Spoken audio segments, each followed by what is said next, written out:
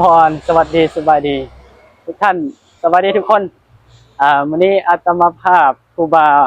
จะได้สัมภาษณ์รุ่นน้องซึ่งที่เรียนสาขาเดียวกันรุ่นน้องปีหนึ่งวันนี้หลังจากสอบเสร็จก่อนอื่นก็ชื่ออะไรนะชื่ออะไร What is your name My name is อุดมโชคศรีโยธีจะชื่อยังล่ะชื่ออะไรชื่อเล่น ชื่อตุ้มตามค่ะชื่อจอยค่ะอยู่ปีหนึ่งสาขาภาษาอังกฤษค่ะตุ้มตามสอบได้ไหมวันนี้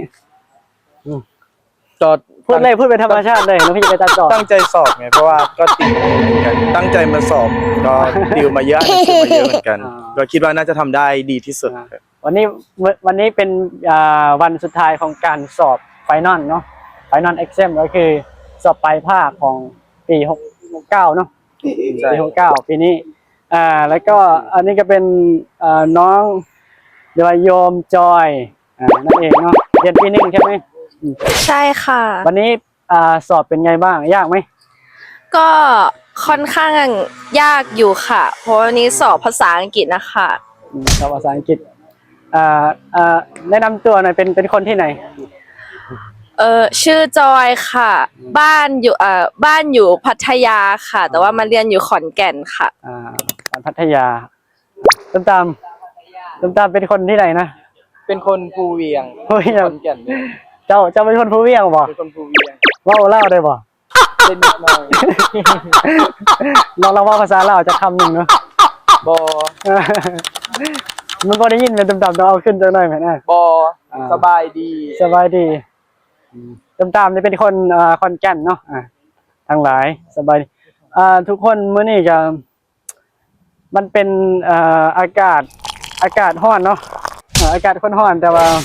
พากันมาถ่ายคลิปเพราะว่าถ่ายของการสอบปลายภาคเพราะฉะนั้นแล้วอาตมาภาพกันเลยพูด2ภาษา3กับภาษาอังกฤษtoday พูดภาษาไทยบนลาวนะอันนี้ก็ตอนนี้อยู่ที่หลังมหาลัยอันนี้หลังจากอาตมาภาพเลยว่าเพื่อนๆน้องๆนะเพิ่นสอบเสร็จเนาะกันเลยถือโอกาสสัมภาษณ์ได้ยินข่าวว่าจะไปเป็นคนกรุงเทพแล้วกันบ่พอดีว่าจะย้ายไปเรียนที่เรียนที่ไหนนะมหาวิทยาลัยศรีปทุมที่ชลบุรีใช่ไหมชลบุรีภาคตะวันออกมั่นใจเนาะมั่นใจชัวร์เนาะนี่อะไรจะพูดไหมก่อนที่จะย้ายอันนี้ก็เป็นรุ่นน้องแต่ว่าเพิ่นก็ย่อยยังไงเพิ่นสิย้ายไปม.ใหม่หมายถึงหมายความว่าเพิ่นจะย้ายนะไปเรียนต่อปี2ที่กรุงเทพใช่ไหมชลบุรีที่ชลบุรีมีอะไรจะพูดไหมจะร้องไห้สุดท้ายนี่ก็ขอเจริญพรไว้เพียงแค่นี้ก่อนนะ